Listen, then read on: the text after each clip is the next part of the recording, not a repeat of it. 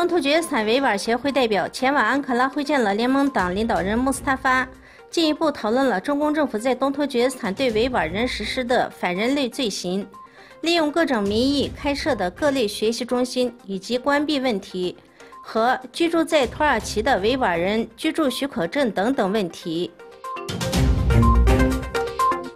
东突厥斯坦维吾尔人问题已提交联合国人权议会，主要是数百万维吾尔人被无辜抓捕入狱或关押在所谓政治教育培训中心，以及独裁政策带来的欺压破坏。此会议将持续3周左右。赢得伊拉克大选的什叶派党政之间的争端正在推迟新政府的建立。5月12日，在伊拉克大选后，伊拉克由于对内阁的分支和选举结果，在什叶派党政中选举总理提名的候选人，推迟了新政府的成立。美国将批评俄罗斯企图使用诺维乔克神经毒剂毒害英国前特工谢尔盖及其女儿尤利娅。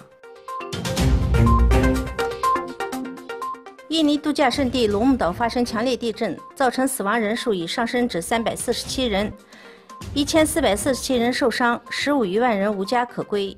印尼政府表示，灾情最严重的北龙目地区有80%的房屋倒塌，还有2万人等待援助。也有人害怕地震引发海啸而逃到了山区避难，可因为地震造成交通中断，救援人员难以抵达。